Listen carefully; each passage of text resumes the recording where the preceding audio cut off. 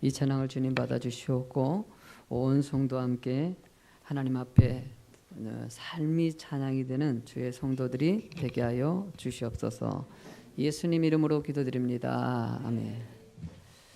할렐루야. 주의 축복 여러분과 함께 할 줄로 믿습니다.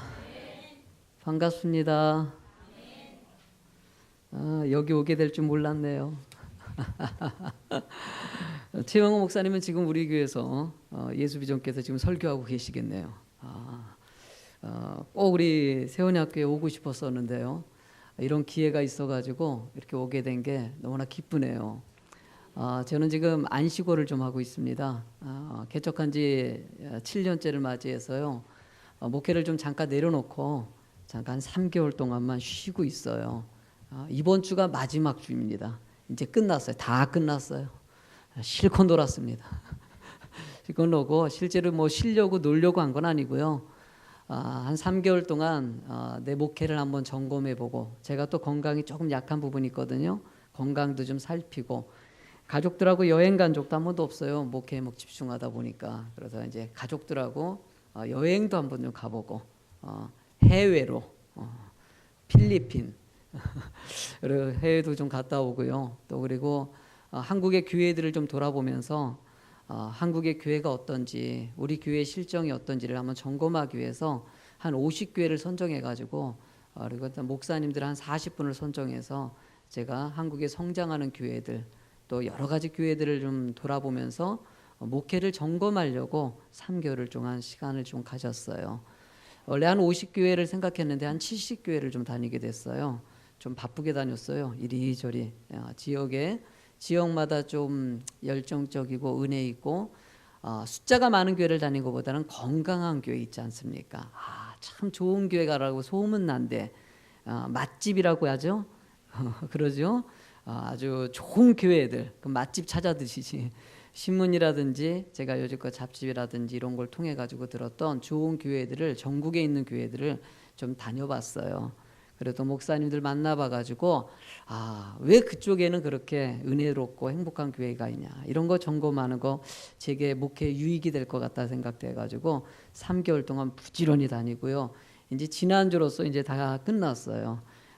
지난주에 이제 이번 주에 이재철 목사님이라고 백주년 기념교회 목사님인데, 참 그분이 이제 마지막으로 만나고 이제 모든 이제 만남 일정을 다 적고, 오늘이 이제 이렇게 집회하고 나면 이런 한 주간 동안 제가 기도원에 들어가서 금식하면서 기도로 말씀으로 준비하고, 다음 주일날 짜잔 이제 우리 교회 복귀합니다. 그래서 마지막 주 여기 와서 이렇게 예배드리니까 사실 너무나 기쁘고 좋네요. 왜냐하면은 제가 평소에 최용호 목사님을 제가 존경하고요, 동기이지만은요 제가 많이 존경했고, 그리고 또 우리 교회에서요 최용호 목사님 얘기를 좀 많이 했어요, 제가요. 그리고 여러분들 잘 모르시지만은요, 제가 개척하기 전에 저는 이 교회 왔었어요. 모르지요? 왔었어요. 저는요 왔어가지고요 목사님하고 얘기 좀 나누고요. 목사님이 또 특별히 맛있는 것도 사주시고, 그리고 또 여기 무덤이 좀 가까이 있잖아요. 그래서 거기에 가가지고 목사님이 이런저런 자신의 생각들을 얘기해 주시는데요. 제가 개척하기 직전에 아주 좋고 너무나 큰, 때로는요 충격이라고 느낄 수 있는 여러 가지 개념들을 좀 바꿀 수 있는 너무나 좋은 시간을 가졌어요. 그러니까 최영호 목사님을 제가 잊을 수가 없죠. 너무나 고맙고, 많은 동기 목사님이 있고 많은 동역자들이 있고, 저도 나름대로 많은 목사님들을 알고 있지만은 그래도 최용호 목사님은, 그래서 이번에 제가 50명 그리고 30명의 목사님 만나는 것 중에서 최용호 목사님은 꼭 만나야 되겠다. 근데 이렇게 강당까지 세워줄 줄은 꿈에도 몰랐어요. 제가 우리 최용호 목사님 모시려고 했었던 건 뭐 사실이기 때문에. 근데 목사님이 체인징을 하자, 그러면 내가 여기 오고 목사님 거기서 하자. 그래서 딱 바톤 터치하고 중간에서 그쪽으로 가시고 저는 이쪽으로 왔어요. 여러분들, 제 인생 가운데요 참 좋은 게 있어요. 만남의 소중함을 갖다가 좀 알고 있다는 거. 만남은 정말 중요합니다. 누구를 만나느냐, 이건요 제가 목회하면서요 느꼈던 것 중에서 우리 교회가 참 지금 많이 성장을 했습니다. 저희는요 많이 성장을 해서 교회도 많이 부흥을 하고 성전도 좀 지었고요. 그리고 또 성전 지었는데 또 공간 조그맣게 지어서 그런지 몰라도 확장 공사도 하고 확장 공사했는데 성전이 꽉 찼어요. 우와. 그래서 예배를 둘로 나눴어요. 할렐루야. 숫자가 많아서 나눴어요. 얼마나 은혜겠습니까? 부럽죠? 우리가 그랬어요. 그래가지고 이렇게 나눠가지고 예배도 드리고 이런 상황 가운데 교회가 이렇게 은혜 가운데 성장된다는 걸 보는 것은요 참 축복이지만 그 가운데 사실 우리 최용호 목사님도 만났지만은요 저는 그냥 개척한 것은 사실 아닙니다. 왜냐하면은 개척하기 전에 한 4년 동안요 개척을 처음 하기 때문에 그래서 최용호 목사님도 만나려고 그랬고요. 개척하신 분이시기 때문에 한 150교회를 다녀봤어요. 그리고 100명의 목사님들을 만나가지고 물어봤어요. 어떻게 개척해야 되는지 물어본 거죠. 제가 처음 하니까는요. 그래서 이렇게 물어보고 저렇게 물어보고 했더니 목사님들이 이렇게 해야 된다 저렇게 해야 된다 이런 일 닥치면 저렇게 해야 된다 이런 걸 많이 가르쳐 주시더라고요. 그러니까요 한 4년 동안 150교회 다니니까요 눈에 보여요. 이렇게 개척하면 되겠구나 뭐 이런 거 있지 않습니까? 그래서 개척을 시작하기 전에 그러면은 사람들에게 이제 150교회를 만나가지고 100명의 목사님 만나가지고 들었어요. 그 다음에 두 번째로 생각한 게 뭐냐면은 성경에서 얘기하는 교회는 어떤가 그런 거 있지 않습니까? 사람들은 교회를 이렇게 개척해야 된다 그러는데 그럼 교회에서 성경에서 얘기하는 교회는 어떤 것인가 이걸 좀 살피기 시작했어요. 그래서 읽었던 게 사도행전이에요. 사도행전을 읽고 또 읽고 읽고 또 읽고 아멘 할 때까지 읽을 거니까 알아서 하세요. 읽고 또 읽고 읽고 또 읽고 읽고 또 읽고 읽고 또 읽고 읽고 또 읽고 진짜 많이 읽었어요. 제가 어림잡아 한 50번 읽은 것 같아요. 진짜 많이 읽었어요. 이렇게 많이 읽다 보니까는요 사도행전 2장 42절서부터 47절의 말씀이 눈에 확 들어오더라고요. 그래서 제가 이 말씀에 또 읽고 또 읽고 또 읽고 또 읽고 할렐루야 좋다. 이렇게 읽다 보니까는요 초대교회는 이렇게 이렇게 만들어졌구나 이런 게 딱 눈에 보이는 거예요. 그러면서 이런 교회 하면 되겠다. 제가 개척할 때요 성도가 없이 개척했습니다. 없이 개척해가지고 시작하는 시점에 그래도요 4분이라는 사람을 만났어요. 할렐루야. 4분을 만났는데 이게 여러분들은 없이 했다가 4명 만나는 게 얼마나 기쁜지 몰라요. 이 숫자는요 여러분들이 봤을 때는 좀 적게 느껴질지 몰라요. 빈자리가 좀 있어가지고요. 그래도 이 숫자가 몇 명인데 할렐루야 4명의 몇 배야 지금. 지금 이건 어마어마한 숫자입니다. 4명 앉혀놓고요 제가 그분들에게 부탁을 했어요. 이 본문의 말씀을 설교하면서요. 제가 여러분들에게 부탁하겠는데 앞으로 이 본문의 말씀을 해마다 최소 2-3번씩은 듣게 될 거라고. 왜냐하면 이 말씀이 너무너무 중요하기 때문에 이 말씀대로 하면 교회가 부흥한다. 성경이 이렇게 써 있다고. 난 우리 교회가 부흥했으면 좋겠다고. 그래서 여러분들이 이 말씀을 내가 오늘 가르칠 테니까 잘 들으세요. 할렐루야. 이러고 시작을 했어요. 오늘 시작합니다. 여러분들 오늘도 저도 여기 오면서 어떤 말씀 준비할까 막 이런 고민하다가 저런 고민하다가 이 말씀으로 정했어요. 이 말씀이 여러분들에게 유익이 될 거라는 생각을 가졌어요. 근데 솔직히 말해서요 이 말씀만 계속 전하고 있습니다. 제가 지금 안식월 간다는 말면에 이제 그동안 다니지 못했던 교회에 집회도 좀 다니고 있거든요.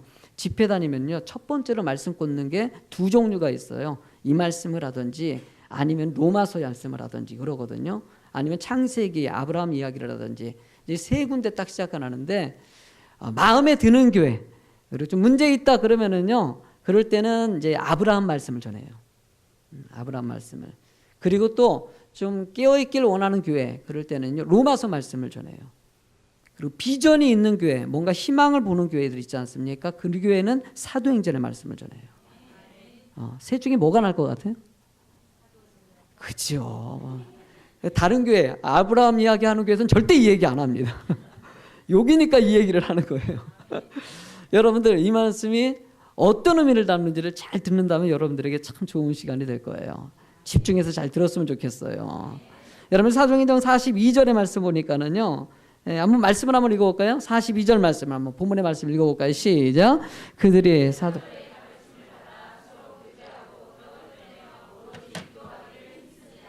한 번만요. 한 번만 더 집중하면서 내용을 한번 보시면서 이제 내용을 보시면서 읽어보세요. 시작.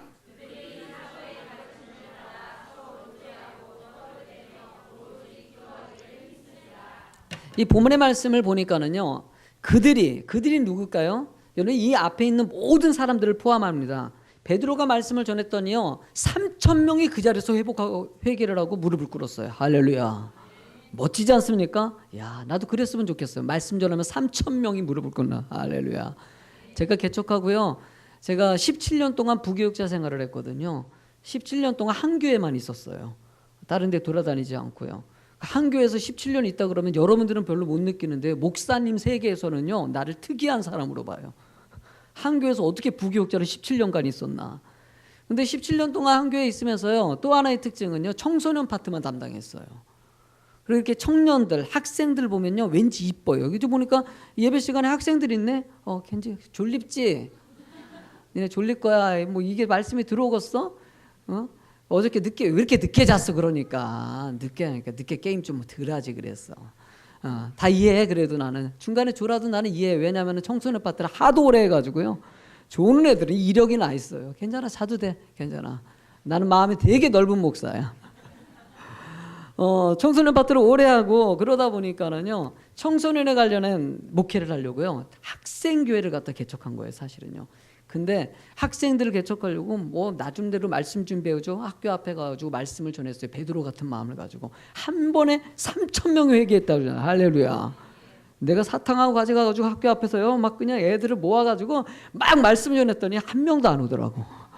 야, 진짜 학생들 전도 안 되더라고요. 한 20명 전도하면은요, 뭐 한 번 사건 터지면 다 떠나고, 애들끼리는요, 뭐 서로, 아니, 목사님, 이 교회에 성도가 이렇게 아무도 없어요. 그러면, 원래 없어. 니네 처음이야. 그러면 애들이 하는 소리가 그냥, 뭐 이런 교회가 다 있어요? 뭐 또 와가지고 남자애들을 쭉 전도했더니, 아, 목사님, 여자애 있다면서, 아, 초등학생. 뭐 애들이 뭐 그러면서 뻘쳐가지고 가기도 하고 뭐 이런 일 저런 일 있었는데, 여러분, 베드로가 말씀 전했을 때 3,000명이 회개했다. 이게 대단한 일이에요. 여러분, 이런 역사 가운데 많은 사람들이 예수를 믿기 시작했어요. 그러니까 그런 많은 사람들이 이 앞에 있는 말씀에 바로 그런 거죠. 예수 믿는 많은 사람들이 사도의 뭘 받았다? 가르침을 받았다. 사도라는 것은 누굴까요? 지금으로 따지면 목사죠. 그러니까 목사의 가르침을 받았던 성도님들이 서로 교제하고 떡을 떼고 기도하고 표적을 나타내고 물건을 서로 통용하고 서로 필요를 따라 나눠주고 날마다 모이게 힘쓰고 말씀 듣고 예배드리고 전도하고 이랬더니 부흥했더라. 이 말씀이 이렇게 써 있어요. 그래서 내가 우리 4명 앉혀놓고 그랬죠. 할렐루야. 4명 있을 때가 되게 좋았어요. 왜냐하면 100% 출석. 몇 달 동안요, 100% 출석이죠. 야외 예배 가면 100% 참석이죠. 뭐 하려고 그러면 좀 예배 끝나고 나서 식사할 때 100% 참석. 절대 안 가. 상 2개 놓고 먹었으니까. 그때가 참 은혜스러웠는데 지금도 은혜스러워요. 여러분들 4명 놓고요, 내가 부탁했어요. 나 이 말씀을 전하면서요, 여러분들 부탁했는데 사도의 가르침을 받았다고 했으니까 나는 목사다. 여러분들에게 가르치겠다. 목사가 가르치고 성도들이 움직였더니만 부흥했다고 써있다. 그러니까 성경의 사도행전의 말씀을 보면요, 목사는요, 말씀과 기도에 전무하라고 써있어요. 그러니까 나는 말씀과 기도에 전무할 테니까 성도들은 뭐라고 써있습니까? 전도하고 여러분 구제하고 교회 일에 봉사하라고 써있어요. 그러니까 성도들은 목사의 말씀을 듣고 그 말씀 그대로 실천하면은 교회가 어떻게 된다? 이렇게 써 있는 거예요. 제가 여러분들 4명 얻고요, 부탁을 했어요. 이렇게 된다. 교회가 부흥하기 위해서는 여러분들이 내 말씀을 잘 들어라. 잘 듣고 실천하면 교회는 100% 부흥한다. 여러분들, 제가 해마다 이 얘기를 합니다. 제가 사실 안식월 갖기 이전에도요, 마지막 집회 설교가 뭐였을 것 같아요? 이 설교였어요. 이 설교하고 였어. 마지막 끝날 때 성도님 눈빛이 그렇더라고요. 또 저거 하네 그러더라고요. 또 저거 하네 그럴 때 내가 눈빛으로 보여줬죠. 또 저거 한다. 내가 끝까지 한다, 이 말씀을. 왜냐하면 이 말씀이 마음판에 완전히 새겨지기 위해서예요.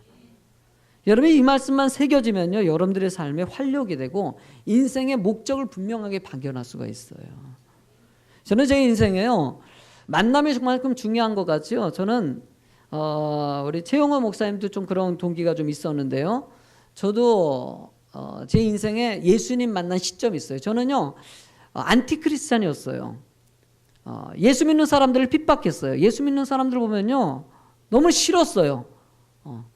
애들 뭐 예수 믿는 애들 치고 뭐 공부 잘하는 애들 별로 없는 것 같이 보이고 말도 안 듣고, 그리고 또 괜히 예수 믿는 사람들은 나쁘게 보였어요. 근데 여러분들 내가 왜 안티크리스찬이 됐냐면요 사실 그런 안티크리스찬이 된 이유가 좀 있어요. 저는요 초등학교 시절에 우리 어머님이 권사님이신데요, 권사님이시니까 신앙이 좋을까요 안 좋을까요? 엄청 좋죠. 여기 권사님 계셔요? 권사님 할렐루야 한 분? 두 분? 할렐루야. 어유 할렐루야. 우리 엄마 같아요. 뭐 잡수시고 싶은 거 있으세요? 내가 하나 사드릴 테니까. 진짜 농담 아니에요. 지난번에 어디 목포에 연합집회 청소년 집회 갔더니만은 야 먹고 싶은 거 있니? 내가 한 번 쏠게. 그랬더니 애들이 네! 그래 손들어.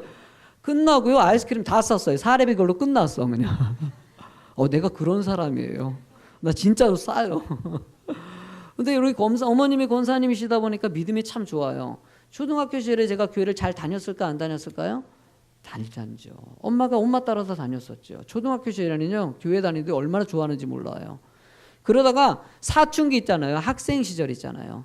학생 시절에 넘어와가지고 무슨 일이 있었냐면요 우리 아버지는 교회를 안 다녀요. 유교 사상에 쩌든 분이에요. 엄마는 신앙이 좋아요. 아버지는 유교 사상에 쩌든 분이시고요. 교회를 싫어해요. 집안에 어떤 일이 벌어졌을까요? 싸우는 일이 벌어지죠.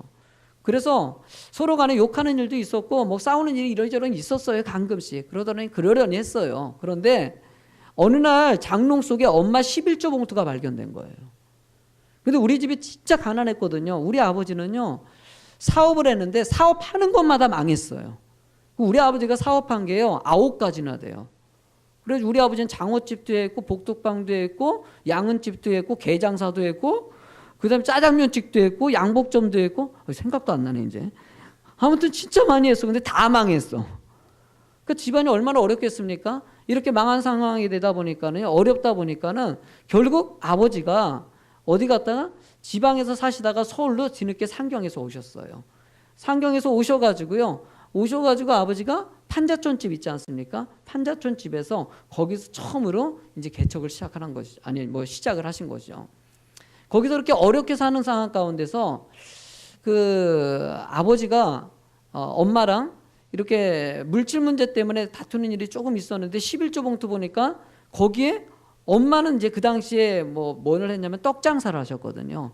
떡 장사를 하다 보니까 떡 팔아가지고 이렇게 생계를 끼워갔어요. 근데 떡 장사하면은 매주마다 돈이 나오지 않습니까? 그러다 보니까 그 금액을 거기다가 이렇게 적어놨던 거예요. 이 금액 저 금액. 그렇게 적어놓은 것을 갖다 보시고 아버지가 그걸 다 합계해 보신 거예요. 다 합해 보시고 너무나 화가 나셔가지고 싸움이 크게 났어요. 크게 나가지고 결국은 아버지가 엄마를 때리기 시작하는데 전에 때린 것보다 더 폭력이 좀 세졌어요. 크게 때리면서 크게 싸우는 걸 보고 학생 시절 제가 사춘기 아닙니까 그때가. 예민한 시절에 부모님이 싸우는 게 너무나 싫었어요. 우리 형님 같은 건 가출도 하고 그랬었거든요. 근데 저는 가출한 용기는 좀 없었어요. 없어가지고 그냥 있었고, 그러니까 우리 형님이 가출할 때 저는 때로는요 좋기도 했어요. 왜냐면은 5남매가 먹을 것 때문에 늘 싸웠는데 한 명이 가출해서 나가니까 야 먹을 것이 좀 여유가 생기더라고. 막 그 정도라니까 나 나가면은 우리 형제들이 좋아하겠지 뭐 이런 생각이 드는 거예요. 그래서 가출할 생각은 꿈도 못 꾸고 그냥 너무나 그런 집안이 어려운 상황에서 그렇게 생활하는 상황에 가출도 못하고 제가 생각한 것은 엄마 아빠를 설득해보자라는 생각을 해봤어요. 그래서 아버지한테 설득해볼까 했는데 아버지는 알다시피 만약에 예수 믿으라 그러면 어떻게 될 것 같아요? 나를 두들겨 팰 거라는 생각이 들었어요. 그래서 아빠는 설득은 어려울 것 같아서 엄마는 예수 믿어가지고 착했거든요. 착하다 보니까 엄마를 설득하자 그래가지고 엄마를 만나가지고 부탁했어요. 엄마가 교회를 나가지 않으면 좋겠다고. 그랬더니 우리 엄마가 그러는 거예요. 창아, 우리 가정을 포기할지언정 하나님은 포기할 수 없다 이렇게 얘기하는 거예요. 그 소리 들으니까 제가 청소년 시절에 괜히 속이 막 상하고 마음이 아팠어요. 마음이 아파가지고 엄마한테 또 한 번 물어봤어요. 엄마 그러면은 내가 좋아 하나님이 좋아 물어봤어요. 그때 엄마가 하는 소리가 네가 내 생명같이 너무나 소중하고 사랑한다. 그러나 그래도 하나님보다 너를 더 사랑할 수 있는 것은 아니단다. 이렇게 얘기하는 거예요. 근데 사춘기 시절에 제가 그 엄마의 그 소리를 듣는데 왠지 그 소리가 분명 그렇게 나를 미워한다는 얘기는 아닌데 왠지 나를 미워하고 싫어한다는 걸로 들렸어요. 그때. 그래서 엄마한테 내가 따지듯이 그랬어요. 엄마가 교회를 안 나가면 내가 나가고 엄마 교회 가면 나 교회 안 다니겠다고. 그다음부터 깔끔하게 저요 교회를 다니기 시작하지 않았어요. 중학교 2학년 때부터죠. 제가요 은근히 겉으로 보기에 여러분들 보기에 좀 깔끔하게 보입니까? 제가 은근히 좀 깔끔 떨어요. 깔끔 떠는데 그때 당시에 아주 깔끔하게 교회를 완전하게 정리했어요. 한 번도 교회 안 가고 뭐 고등학교 때부터는요 안티가 돼가지고요 더 싫어지더라고요. 청년 때 됐을 때도요 막 길 가다가 누구 뭐 나한테 예수 믿으십시오라고 얘기하는 분들을 만나면은요 제가 그 앞에서 보란 듯이 전도지를 갖다가 꾸겨서 버리기도 하고 때로는 그 앞에서 내가 그냥 대놓고요 인생 똑바로 살라고 나는 교회 자체가 싫다고 너무너무 싫다고 막 이렇게 얘기를 해줬던 사람이었어요. 이런 인생을 살다 보니까는요 제 속에는요 무슨 생각이 드냐면 인생은 그럼 무엇인가라는 생각이 들더라고요. 그때 떠올랐던 것이 돈이었어요. 돈을 벌자. 인생에 나에게는 돈이 신이다. 내가 있잖아요. 돈이 답이다. 돈이 최고다. 이런 얘기를 좀 하니까 어떤 집회 갔더니만 어떤 분이 뒤에서 아멘 그러더라고요. 이분이 졸다가 본성이 나온 거야. 돈이 최고다. 돈을 벌자. 그래서 제가 군대를 제대하고 나서요. 원래 후기 대학교 붙었거든요. 그런데 대학교 등록금 낼 집안 형편도 안 되고 해가지고요. 그냥 복귀하는 것보다는 차라리 그냥 돈을 버는 게 낫겠다. 그래서 사업에 그냥 바로 뛰어들어갔어요. 사업에 뛰어들어가가지고 장사를 시작했어요. 제가 장사를 해가지고 여러분들 봤을 때 제가 장사해서 돈을 벌었을 것 같아요? 못 벌었을 것 같아요? 돈을 벌었을 것 같아요? 못 벌었을 것 같아요? 못 벌었을 것 같아요? 예. 저를 좀 따라해 주세요. 누가 뭐 물어보면 좋게 대답하고 생각한다. 할렐루야. 집사님 내 얼굴 어때? 그러면 집사님 뭐 싸웠어? 그러지 말고 집사님 볼 때마다 이뻐. 집사님 내 옷 어때? 그러면 이렇게 촌티나? 그러지 말고 집사님 뭘 입어도 잘 어울려. 할렐루야. 예? 좋게 대답하면 기분도 좋아져요. 할렐루야. 제가 돈을 잘 벌었을까 못 벌었을까? 그래 엎드려서 절을 받아서 좋네. 여러분들 제가 믿지 않을 때니까요 수단과 방법을 가리지 않았어요. 정말 노력하니까 돈을 벌더라고요. 1980년대에요. 여러분들 돈 벌어가지고요. 그때 청년 때 23살에요. 차를 갖다 제일 먼저 샀어요. 1980년대에 차 샀다면 괜찮아요? 안 괜찮아요? 괜찮아요. 르망이라는 차를 샀어요. 여러분들 그 차 사가지고요. 야타족이 돼가지고 얼마나 멋지게. 나름대로요. 뽐생 뽐사로 살았었어요. 돈 벌어가지고 여행도 다녀보고 실컷 놀아보고 뭐 술 먹고 애들이 저를 되게 좋아했어요. 왜냐면 차 있지요. 돈 벌었지요. 친구들을 잘 따라요? 안 따라요? 따르죠. 여자들 따랐을까 안 따랐을까? 따르지요. 돈이 있는데 차가 있고. 여러분도 그렇게 많은 사람들이 따르고 흥청망청 여러분 한 1, 2년 동안 실컷 놀았어요. 정말요. 돈 벌면은요 저축할 생각도 안 하고 그냥 벌어서 놀고 벌어서 먹고 벌어서 여행 다니고 이러다가 한 2년 정도 지냈는데요. 사람이 그런 거 있지 않습니까? 여자애들하고 실컷 놀았어요. 실컷 술 먹었어요. 실컷 담배 피고 재밌게 쾌락적으로 상상을 초월할 정도로 쾌락적으로 놀고 집에 들어와서 잠을 자는데요. 왠지 모르게 마음에 허전함이 드는 거예요. 이게 하루, 이틀, 몇 달이 지속되는데 이런 거 있지 않습니까? 나는 분명히 돈을 많이 벌면 행복할 줄 알았어요. 그런데 마음속에 왠지 그렇게 행복하지 않은 것이 느껴지는 거예요. 내가 인생이 뭔가 내가 꼭 망가지고 있다는 그런 거 느낌이 드는 거예요. 몸도 정신적으로도. 많은 사람들이 나를 축켜 세워줘요. 사업에서 성공한 사람은 어린 나이인데도 불구하고 했다고 이런 소리도 해줘요. 그런데 마음은 즐겁지가 않아요. 이런 일들이 하루하루 계속 지나가면서 어느 날 친구들하고 술을 잔뜩 먹고 그 다음에 저녁 늦게 이제 퇴근해가지고 또 오는데 근데 그날 토요일이었던 것 같아요. 청년들이 이제 길거리에서 전도를 하고 있었어요. 옛날 같았으면은요, 한 방 쏴줬을 텐데, 왠지 어떤 자매가 전도지를 갖다 주는데, 나도 모르게 그 전도지를 받고 있더라고요. 그 전도를 받으면서요, 그 자매가 나한테 예수 믿으십니까? 라고 물어보면서 잠깐 얘기 좀 할까요? 라고 얘기하는 거예요. 시간 있으면 잠깐 얘기 나눌까요? 그런 거예요. 그래서 내가 그 말에 옛날 같으면 분명히 나 안 믿어요. 예수 믿는 사람 진짜 싫어해요. 이렇게 얘기했을 텐데 그 자매의 전도지를 받고 그래 한번 얘기 좀 나눠볼까요? 내가 말을 이렇게 하고 있는 거예요. 사실 그 자매가 이쁘기도 했고요. 근데 사실 이쁘지는 않았어요. 근데 이쁘게 웃으면 이뻐 보이잖아요. 그러니까 너무나 밝고 막 이렇게 하다 보니까 자매가 되게 이뻐 보였어요. 가끔 이 설교를 하면 끝나고 나서 꼭 물어보시는 분이 있어요. 그분이 사모님이세요? 사모님 아닙니다. 사모님 아닙니다. 그래요. 그렇게 해서 그 자매를 따라서 교회를 다니기 시작했어요.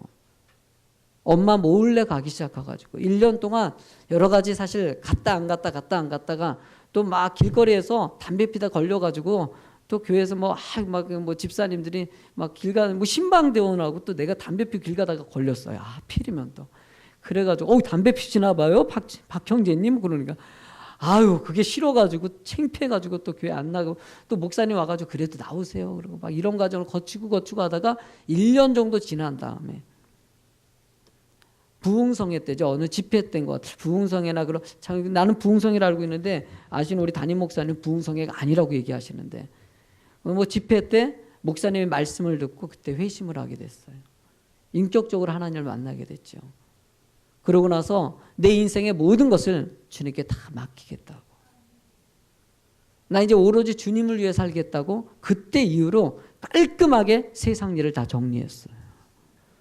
사업까지도 다 정리하고 그러고 나서 그때 바로 신학교에 들어가서 이렇게 목사가 되었다는 이야기입니다. 할렐루야.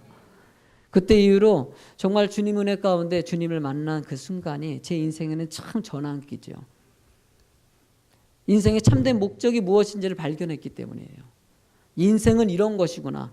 나는 왜 목사가 됐냐라고 얘기하면은요, 나 같은 사람들이 있을 거라는 거예요. 우리 아버지 교회 다녔을까 안 다녔을까요?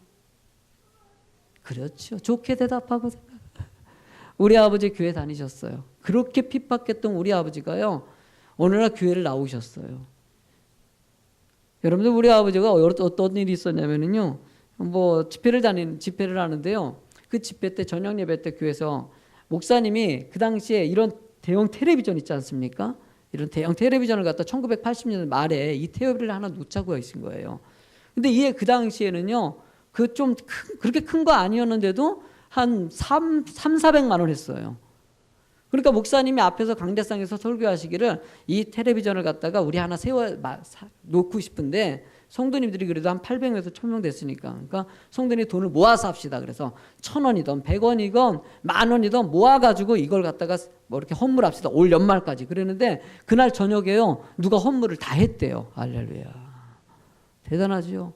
그날 저녁에 끝나고 와서 집에서 식사를 하는데요, 우리 엄마가 그러는 거예요. 우리 집에 통장에 돈이 하나도 없다고. 당신 사업하려고 했었던 돈이 어디 갔냐고. 그랬더니 우리 아버지가 하는 말이요, 그거 내가 헌금했다고. 뭘 이렇게 짜질구리하게 돈을 모아서 해? 그냥 혼자 해버렸어. 할렐루야. 우리 아버지 교회 등록하고 3개월째 일어난 사건이에요. 우리 아버지도 깔끔해요. 가기 전에 그렇게 핍박하더니만은요, 예수 믿으니까는요.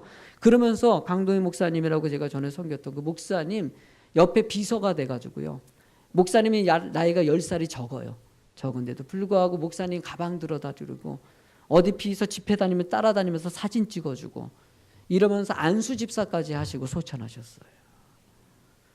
제가 볼 때 참 그래요. 여러 가지 핍박과 어려움 가운데서도 하나님은 은혜를 주신다. 우리 엄마 소망이 우리 가족들 다 구원받는 게 소망이라는 얘기 하셨는데 내가 그 얘기할 적마다 엄마 말도 안 되는 얘기 하지 말라고. 일단 우리 아버지는 교회 안 다닐 것 같고 나는 절대 교회 안 갈 거라고. 절대 교회 안 간다고 했었던 내가 목사가 되고 우리 아버지가 목사님 비서가 될 줄은 누가 알겠어요. 제 인생에는요, 하나님 만난 것은요, 인생의 참된 목적이라는 것을 분명히 깨닫게 됐어요. 그래서 모든 성도님들에게 이렇게 개척해서 목사까지 된 이유가 뭡니까? 참된 꿈을 가르쳐주고 싶은 거예요. 제가 우리 교회 보면은요, 전도돼서 온 사람들 보면은요, 뭐 술 중독돼가지고 길바닥에 쓰러졌던 사람 6개월 만에 전도해가지고 데리고 오고요. 강내용 자매는 그 지역에 했더니요, 세상에 나한테 맨 처음에 만나가지고요, 그 앞에 있는 고구마 줄기 있잖아요. 그걸 누가 뽑아 먹으라 그랬어요. 그래가지고 고구마를 갖다가 캤거든요. 그랬더니 여기 있는 이발소 아주머니가 난리가 났어요. 자기 거래요. 누구한테 허락받았냐고. 또 여기 할머니라고 그랬더니 이런 그 할머니 왜 그 말을 듣냐고. 그건 내 거라고. 그러면서 나한테 이런 10원짜리, 20원짜리, 30원짜리, 10원짜리 욕입니다. 이런 새끼 있잖아요. 새끼. 죄송합니다. 강단에서 욕을 안 해야 될 것 같아가지고. 10원짜리는 약한 욕, 20원짜리는 좀 센 욕, 30원짜리 더 센 욕. 듣지 못할 욕이 50원짜리 욕. 근데 이 아주머니가 나한테 50원짜리 욕까지 하면서 이런 50원짜리 같으라고 막 그러면서 얼마나. 그리고 또 외모가 덩치가 이래가지고요, 좀 험상궂어요. 조폭 같아요. 그래가지고 이분이 이렇게 하는데 얼마나 무서웠던지. 그랬던 우리 강내용 자매님이 드디어 세례를 받으시고 3년 반 만에 전도돼가지고 세례 받고 권찰님이 되셨어요. 지금 얼마나 은혜스러운지 몰라요. 저의 비서 같아요 지금은요. 목사님 어디 갈 때마다 챙겨주고, 지난번 경로잔치 할 때 혼자 헌금을 다 하셨어요. 60세 한갑잔치를 혼자라고 하셔가지고 우리 교회에서 예배 끝나고 한갑잔치를 한 3개월 전에 해드렸어요. 그만큼 혼자 외로웠는데 주님 만나가지고 행복하다고. 내 인생은 오직 주님 만나면서 살겠다고. 그러면서 아직까지도 가끔 욕을 하셔요. 목사님이 욕은 그냥 언어예요 그러시더라고요. 그러면서 목사님 그래도 보는 데서 안 해요 그냥 그러면서 웃자고 얘기하시는데, 여러분 이렇게 변화되는 모습 보면서요, 저는 교회 목사가 된 게 너무나 행복합니다. 이 교회도 그런 축복의 장소가 될 줄로 저는 확신합니다. 하나님은요 늘 어려운 가운데서도 길을 열어주시고요, 늘 고난 가운데서도 하나님의 뜻을 이루게 하십니다. 제가 개척하고 6년 동안요, 저도요 아마 우리 최영호 목사님도 수없이 어려운 과정들을 거쳤을 거예요. 이런 어려운 가운데 또 일어나고 어려운 가운데 또 일어나고. 저 개척 1년 있다가 우리 교회가 부도가 났어요. 여러분 부도가 나가지고 쌀이 떨어진 걸 경험해 보셨습니까? 기가 막히더라고요. 우리 딸 같은 경우는요, 뭐라고 하냐면 고등학교 2학년인데요. 고등학교 입학할 때 나한테 뭐라 그러냐면은 나는 대학교 안 갈 거래요. 왜냐면은 아빠가 너무나 가난하잖아. 그런 얘기하는 거예요. 아빠 가난해서 대학교 못 보내줄 것 같아. 내가 돈 벌어서 살겠다고. 우리 딸을 갖다가 학원을 제대로 못 보냈거든요. 제가 어렵다 보니까. 개척하면 그래요. 어려워요 정말. 너무나 힘들었어요. 쌀이 떨어지니까 기가 막히더라고요. 졸업하는 주일날에 성도 몇 명은 되지 않은데 쌀은 그래도 밥은 해야 될 것 같은데. 근데 참 묘하죠. 그 쌀 떨어진 시점이 있잖아요. 그때 쌀 2박스가 왔어요. 근데 아직도 그걸 누가 보내는지 몰라요. 제가 우리 교회는요, 우리 교회가 3년 만에 자립했거든요. 자립하고 나서 맨 처음에 했던 게 쌀 나누기 행사예요. 지금도 쌀 나누기 행사를 합니다. 해마다 몰래 쌀들을 갖다가 쌓아놓고요, 그냥 가져가라 그래요. 이름도 적지 않고 그냥 줘요. 왜냐하면 그 은혜가 있기 때문이에요. 여러분 그런 어려운 과정 가운데 사채까지 없고요, 너무너무나 힘든 과정을 했어요. 사채업 설교하는데 사채업자가 뒤에 앉아 있어요. 여러분 설교할 때 어떨 것 같아요? 기가 막혀요. 얼마나 힘든지 몰라요. 설교 앞에서 웃으면서 하려고 그러는데 웃겨지지가 않는 거예요. 제가 우리 성도님들 몇 명 안 되는데 이 설교를 갖다가 최근에 와서 내가 했어요. 우리 성도님이. 그랬더니 성도님들이 그러요. 목사님 왜 그렇게 힘든 걸 나한테 얘기를 안 해준다고. 그때 있었던 성도가 있거든요. 지금요. 우리 박 집사님도 그렇고 조 집사님도 그렇고 왜 그 어려운 상황을 얘기도 안 했냐고 그러는데, 솔직히 말해서 목사 입장에서는요 그 얘기를 한다는 것이 쉽지가 않더라고요. 만약에 얘기하면 성도님들이 다 도망갈 것 같아요. 불과 몇 명 되지도 않은 성도가 목사님 말씀에 순종해 줄까 막 이런 생각이 들었던 거예요. 이런 생각이 들어가지고 섣불리 말을 못 하겠더라고요. 결국은 사채까지 없고요, 갈 때까지 가는데 하나님이 그때 은혜를 주셔가지고요, 1년 반 만에 사채해서 우리 집사님 한 분이 들어오셔가지고요, 은행이자로 바꿔주셨어요. 그러면서 위기를 돌파해가지고요, 하나님의 은혜로 그 재정적인 어려움을 1년 반 만에 넘어가고, 그 한숨 딱 돌리니까요, 제가 무슨 일이 벌어진 줄 아세요? 제가 암에 걸렸어요. 암에 걸려보셨습니까? 여러분들? 암에 걸려가지고요, 병원에서요, 1차 수술했어요. 근데 1차 수술 끝나고 재발이 됐어요. 암이 퍼졌는데요, 병원에 가가지고요. 병원 의사가 뭐라 그러냐면은요. 당신 수술이 이번에 마지막 수술이 될 수 있다는 얘기를 해요. 여러분 이 소리 한번 들어보세요. 기가 막혀요. 마지막이라는 소리 듣는 가족들한테 꼭 얘기하시라고. 왜냐하면 뇌 쪽을 건들기 때문에 뇌가 문제가 생길 가능성이 높다라는 거예요. 그러면서 인사를 먼저 해놓으라는 거예요. 그 얘기를 딱 듣고 병원에서 나오는데요. 한강 다리 밑에서 너무나 속상한 거예요. 아니 하나님 왜 나한테 개척하게 하시냐고. 나한테 왜 이런 일을 갖다 하시냐고. 하나님 원망하면서 나 정말 싫다고 너무나 속상하다고. 이제 조금 할만하니까 이게 뭐냐고. 다리 밑에서 원망하고 엄청 울었어요. 그렇게 울고요. 교회를 어쨌든 그날이 수요일이었거든요. 설교는 또 해야 돼. 누가 뭐 맡길 저기도 안 되잖아요. 와가지고 설교 준비를 하는데요. 그때 사도행전 강의를 하고 있었는데요. 그때 설교 어디였냐면은 스데반 집사 이야기였어요. 스데반 집사 이야기였는데 설교 준비하다 보니까 스데반 집사는 평신도예요. 평신도인데 건강하고 멀쩡해요. 멀쩡한 사람이 복음을 전도하다가 돌에 맞아서 죽어요. 평신도가 멀쩡한데 자신이 복음을 전하다가 돌에 맞아서 죽는데 목사는 암에 걸렸다고 다리 밑에서 울고 있어. 이게 비교가 되는 거예요. 너 진짜 목사냐라는 생각이 드는 거예요. 하나님이 나에게 물어보는 것 같아요. 너 정말 목사 같은 사람 아니다. 정신 바짝 차려야 된다. 이 소리 들리면서 그 당시에 그 얘기 딱 준비하면서 무릎 꿇고 하나님 앞에 울면서 얘기했어요. 하나님, 나 정말 인생 똑바로 살겠다고. 내가 목사 안수 받을 때 모든 걸 하나님께 드리겠다고 해놓고 어느 순간에 내가 위기 닥치니까 내가 하나님 원망하고 불평했던 내 모습 보면서 하나님 앞에 회개하고 나 다시는 이러지 않겠다고. 내가 다짐하고 하루를 주시더라도 한 시간을 주더라도 한 달을 주더라도 하나님 앞에 열심히 충성하다가 하나님 은혜 가운데 오라 그럴 때 깔끔하게 정리하고 가겠다고. 그러고 나서 2주 있다가요. 이제 수술 들어가기 직전에 가족들이 얘기하고요. 패티 촬영 들어갔어요. 정밀 촬영 들어가는데 참 묘하죠. 암이요. 조금 줄어든 거예요. 조금 줄어들어가지고 병원에서 좀 특이한 일이 벌어졌다는 거예요. 그러면서 이 검사를 갖다 또 한 2주를 밀었어요. 계속 검사를 또 했어요. 그러면서 한 달 있다가 판명 난 것이 뭐냐면은 그냥 항암 치료를 한번 해보자는 거예요. 단지 이제 항암 치료가 좀 힘들었어요. 머리 다 빠지고 뭐 좀 힘들었어요. 정말 고통스러웠어요. 항암 치료 받는 분들 제가 그 아픔을 알아요. 어려운 과정 다 이렇게 겪으면서 목회까지 다 내려놨어요. 할 수가 없더라고요. 다른 목사님을 맡기고. 이런 과정 거쳐가지고요.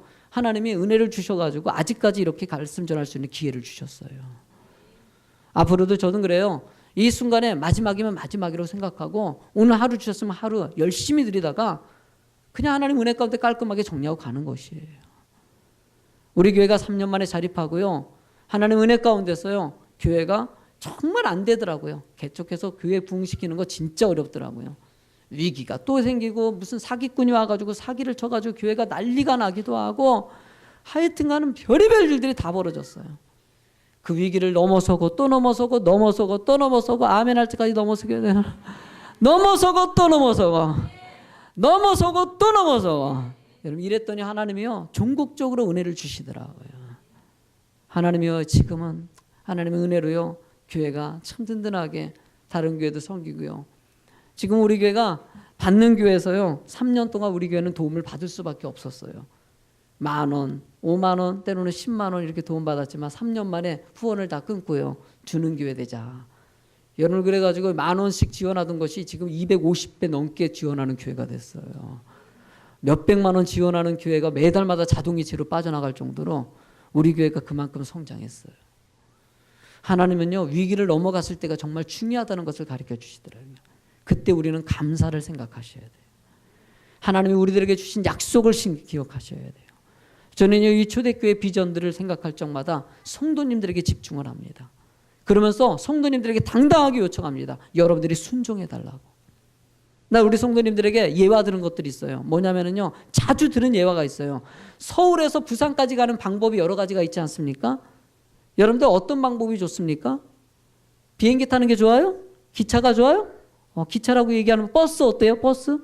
버스 그래요. 버스도 있고요. 자전거도 있죠. 자가용도 있죠. 여러분 혹시나 만약에 여기서 야외 예배를 갖다 부산에서 한다고 할 때 목사님이 걸어가자. 어떻게 하자? 내가 만약에 걸어가자 그러면 아멘 해달라고 부탁을 했어요. 여러분 그냥 따라와 달라고. 아멘. 여러분들 세원학교에 야외 예배를 부산에서 합니다. 최영호 목사님이 강단에 서가지고 이번 주 광고를 하시는데 여러분들 갈 때 우리 걸어가겠습니다. 아멘. 걸어갈 거예요? 진짜요? 그럴 자신 있어요? 아멘. 아멘. 아멘 해주세요. 만약에 내가 그렇게 결정해주고 가다 보면은 내가 잘못 생각했다고 돌이킬 때가 올 것이다. 그래 믿어달라는 거예요. 아마 내가 보니까 최영호 목사님은요 안양 정도만 가면은요 생각을 돌이키실 거예요. 내가 뭔가 잘못 생각했다 그럴 거예요. 여러분 저는요 우리 성도님들에게 너무 고마워요. 저는 우리 예수비전교회 성도님들 칭찬하고 싶어요. 왜냐하면 정말 잘 따라줬어요. 정말 성도들이 좋아요. 우리 성도님들에게 제가 냉정하게 순종을 계속 얘기한 게 좀 미안하지만은 여지껏 정말 내가 하는 말에 잘 따라줬어요. 어느 날요 얘기를 나누는데 식사 끝나고 얘기를 나누는데 뒤에 있는 우리 집사님 한 분이 그러는 거예요. 내가 이랬어요. 아 우리 성도님들은 내 말에 너무 잘 따라줘서 너무나 고맙다고. 그랬더니 집사님 한 분이 뒤에서 뭐라 그러냐면 꼭 다 그런 건 아니지요. 너무나 어이가 없어가지고 헐 이거 뭐야? 그래서 내가 집사님한테 잘 물어서 집사님 이게 뭔 말이냐고. 지금까지 이렇게 다 따라줬는데 솔직한 얘기를 해보라고. 목사님 솔직한 얘기 좀 해도 되겠어요? 그러는 거야. 이건 또 뭐야? 그러면 얘기해보라고. 한번 얘기해보라고. 그랬더니 솔직히 말해서 목사님이 한 것들이 특이한 게 많았잖아요. 그러더라고요. 제가요 개척할 때 좀 특이한 걸 많이 했어요. 개척했기 때문에 실험 목회를 좀 했기 때문에. 근데 솔직히 성도님들이 마음에 안 드는 게 많이 있었대요. 있었는데 뒤에서 말도 많았대요. 와가지고 목사님 이번에 진행하는 게 저거 왜 저러시지? 막 이런 말 하다가 막 이렇게 막 뒤에 있는 부정적인 얘기 막 돌고 돌다가 결국에 하는 말이 그냥 걸어가자잖아. 아멘 하자 그랬잖아. 그리고 결국 뒷말로 이렇게 돌다가 그냥 우리 목사님 말씀에 따라주자. 제가 솔직히 진행한 것 중에서요 조금 이번에 한 것들은 조금 말도 안 되는 것들 왜 따라줬지 이런 것들이 있었어요. 근데 알고 보니까 뒤에서 불만이 많았던 거야. 그래도 우리 목사님 하는 일에 순종해 주자. 그냥 따라주자. 여러분들 그렇게 따라줬을 때 제가 어땠을 것 같아요? 진행해 보니까 내가 아차 실수한 것들이 있어요. 그럴 때는요 내가 정신 바짝 들더라고요. 앞으로 내가 이렇게 목회하면 안 되겠다. 더 정신 차려가지고 하나를 하더라도 신중하게 해야 되겠다. 오히려 내 자신이 더 정신 바짝 차리게 되더라고요. 이렇게 되는 게 어디서 오니까 순종하는 성도들이 올 때 오더라는 거예요. 저는 인생에요 목사님 만나는 거 참 중요하다는 생각 들어요. 여러분들 저는요 지금 행목회라는 걸 합니다. 우리 교회가 샘플이 돼가지고요 외부에서 목사님들이 우리 목회를 배우려고 저희 교회 와요. 한 30교회가 옵니다. 2주에 한 번씩 컨설팅을 해요. 저 나름대로 지금은 떴어요. 알아주는 데도 많고요 저를 불러주는 데도 많아요. 여기 섰다는 게 이렇게 영광이지만은요 지금도 연락 자주 와요. 극동방송에 생방송도 하고 있고요. 매주 화요일마다 생방송 사랑의 뜰안도 진행하고 있으니까 혹시나 제 목소리 듣고 싶으면요 사랑의 뜰안을 화요일마다 들으세요. 나름대로 여러분들이 유명해졌어요. 그런데 여러분들 이런 과정 가운데 제가 연구하는 것은 많은 목사님들 만나면서 목사님들이 심각하다는 것을 발견했어요. 여러분 한국의 목사님들이요 20만 명이 넘습니다. 매년마다 여러분들 6천 명씩이 목사 안수를 받아요. 그럼 목사 안수를 목사들이 별의별 목사들이 다 있어요. 여러분 목사님 만나는 게 그만큼 중요합니다. 여러분 최용호 목사님 만난 거 감사하시기 바랍니다. 제가 보니까는 최용호 목사님은요 늘 완벽하지 않지만은요 부족하지만 늘 목사는 완벽한 사람 없습니다. 저도 부족한 게 얼마나 많은지 몰라요. 여러분들이 봤을 때 이렇게 착해 보이죠? 온유해 보이죠? 성격 있어요. 성격 있어요. 저 성격 있어요. 아주 성격이 그런 게 있어요. 근데 우리 성도님들 다 기다려주고 이해해 주는 것이죠. 최영호 목사님 만난 거 감사하시기 바라고요. 또 한 가지는요 목사도요 성도를 잘 만나야 돼요. 성도들이 어떤 성도를 만나느냐에 따라서 여러분의 교회가 부흥하는 데 중요한 역할을 하더라는 거예요. 나는 여러분들이 좋은 성도가 되시길 간절히 소망합니다. 이 교회가 부흥되길 원하십니까? 잘 되길 원하십니까? 내가 보니까는요 세원학교는 잘 될 수밖에 없어요. 위기라든지 힘들고 이런 것이 아니라 지금 이 순간에 하나님의 은혜 가운데 예배드리잖아요. 목사님과 한마음 다해서 열정을 품고 있잖아요. 여러분들이 지금 감사함으로 뛰기만 하면 되는 것이에요. 교회는요, 이런 열정 가진 교회들을 사용하시고요, 이 세대, 이 어두운 세대에 참된 교회가 되게 하십니다. 냉정하게 저는요, 교회를 연구하면서도요, 숫자는 많은데 썩어 있는 교회들이 있어요. 그런데 숫자가 중요한 것이 아닙니다. 여러분들이 하나님 앞에 바로 서 있는 것이 더 중요한 것이죠. 오늘 저는 설교가 좀 길어졌죠? 죄송합니다. 그러나 5분만 중요한 얘기 한 가지만 더 할게요. 47절 말씀만 좀 읽어주시겠습니까? 죄송합니다. 좀 길어졌어요. 47절 말씀만. 시작. 하나님을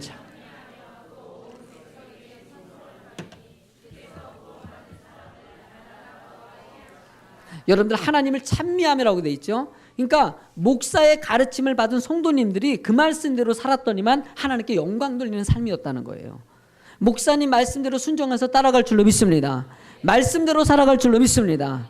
이렇게 영광 돌리고 온 백성에게 칭송을 받았다. 세상 사람들에게 칭찬을 들었다는 거예요. 다른 사람들에게 칭찬을 들었다는 것이에요. 여러분들의 가족 안에서 먼저 칭찬을 듣는 성도가 되셨으면 좋겠어요. 남편에게, 아내에게, 자식들에게, 부모님에게 인정받으십시오. 여러분 남편에게 좀 잘해주시기 바랍니다. 가장으로서의 무게가 얼마나 큰지 모릅니다. 근데 우리는 먼저 얘기할 때마다 뭘 얘기합니까? 왜 이렇게 돈을 갖다 못 벌어오냐고 이런 말만 할 줄 알지. 남편 좀 격려 좀 해주세요. 당신이 있기 때문에 우리 가정이 있어. 이런 말도 해주시고. 당신 너무나 고마워. 당신 너무나 힘이 돼. 당신이 최고야. 할렐루야. 아내들만 아멘. 꼭 해요. 입을 다물고 내가 어떻게 이런 말을 해요? 남편 아니에요. 가장이라는 자체가 부담이 가요. 아내가 여러분들 얼마나 또 아내를 위해서 남편들이 좀 격려 좀 해주세요. 지방 그 월급 가지고 끌어가는 것도 힘들고요. 얼마나 스트레스 많은지 몰라요. 자식 키우는 거 쟤네들 치고 청소년들 붙잡고 있어봐요. 저 지끄럽게 말 안 듣는 애들. 이런 애들 그 애들 잘 키워봐고 쉬운 것이 아닙니다. 지방 끌어가는 것도 얼마나 설거지 음식 준비하는 거 저녁 반찬 준비하는 것도 스트레스예요. 이런 아내들의 수고에 대해서 당신 정말 고맙다는 얘기해 주시고요. 정말 수고한다고 얘기해 주고요. 당신 너무나 이쁘다고 얘기해 주시고요. 가끔 때가 되면은요, 백 하나씩 선물도 해 주시고. 여러분들 자식들에게 공부하라고 얘기하기 이전에 너는 나에게 희망이라고 얘기를 꼭 해 주시고요. 부모님께 효도하십시오. 우리 예수비전교회는 효도하는 교회예요. 어른 공경이 첫 번째입니다. 그래서 우리 교회 부흥의 한 요인이 뭐냐 그러면 효도한 것을 얘기합니다. 그리고 여러분들 가족들이 이렇게 인정받았다면요, 이웃들에게 인정받으십시오. 여러분 주변 사람들에게 잘 인정받는 여러분들이 됐으면 좋겠어요. 학교에서, 직장에서, 사업장에서 예수 믿는 사람으로서의 본을 좀 보이라는 것이에요. 그리고 여러분들 교회 안에서 인정받으십시오. 성도들끼리 서로 인정받으십시오. 옆에 있는 분들에게 참 좋은 사람이다라는 소리 들을 수 있는 신앙생활을 하시고요. 목사님에게 인정받으세요. 할렐루야. 목사님에게 인정받으면은요, 하나님께 인정받는 것과 비슷할 수 있어요. 그죠? 목사님이 요청하는 게 뭐겠습니까? 예배드리라, 말씀드리라, 그런 거 아니겠습니까? 그대로 실천하면요, 좋은 성도 될 수 있어요. 여러분 이렇게 애쓰고 수고하는 교회 하나님은 부흥을 주십니다. 나는 여러분들이 남이 하는 것이 아니라 내가 움직이는 교회 있지 않습니까? 이런 내가 노력하는 교회 되는 거예요. 어떤 여자애가 와가지고요, 엄마한테 따지기 시작했어요. 엄마 부탁인데 내 이빨 교정 좀 해줘. 아니 근데 교정비가 너무나 비싸. 왜 뜬금없이 교정을 해달라. 내 이빨 너무 못생겼잖아. 내 이빨 봐. 이빨이 유모양이야. 교정해줘. 그랬더니 지금 어렵다. 그랬더니 엄마 해줘야 된다니까. 솔직히 말해서 엄마 때문이야. 왜? 그랬더니 엄마 이빨 봐. 엄마 이빨이 이렇게 못생겼잖아. 엄마 이빨이 못생겼으니까 내 이빨도 해줘야 되는 거야. 내 교정은 이거 엄마 책임이야. 막 물으니까 엄마가 하도 그러니까는, 이야 잠깐 너 이리 와봐봐. 내가 너한테 꼭 해주고 싶은 말이 있다. 뭔데? 그랬더니 내가 너를 낳을 때는 이빨이 하나도 없었어. 내가 너무 웃자고 얘기하는 것이 아니라 인생은요, 내가 만들어가는 거예요. 우리 청소년들, 여러분들의 인생은 여러분들이 만들어가는 것이에요. 청년들도 마찬가지. 우리 세원학교에도요, 부흥시키고 여러분들이 만들어가는 거예요. 목사님이 하는 거 중요하죠. 그러나 내가 이 교회의 필요가 뭔지를 채울 수 있는, 내가 이 교회를 무엇을 해야 될지를 생각할 수 있는 성도가 되는 거. 저는 이런 교회가 될 때 교회는 100% 부흥하게 돼 있고요, 잘 될 수밖에 없습니다. 우리 세원학교회가요 그 비전을 가지고 내가 솔선수범해서 하나님께 의탁하고요 열정을 다하는 교회, 축복의 교회, 은혜의 교회가 되길 예수 이름으로 축원합니다. 기도하겠습니다. 사랑과 은혜가 풍성하신 하나님 감사합니다. 하나님의 은혜와 사랑 안에서 귀한 시간 하나님께 영광을 돌립니다. 이 시간에 악한 마귀 권세 틈타지 않도록 하여 주시고 하나님 은혜 가운데서 놀라운 부흥의 역사가 남는 그런 교회, 축복의 교회 되게 하여 주시옵소서. 모든 영광을 주님께 부탁하며 예수님 이름으로 기도드립니다. 아멘.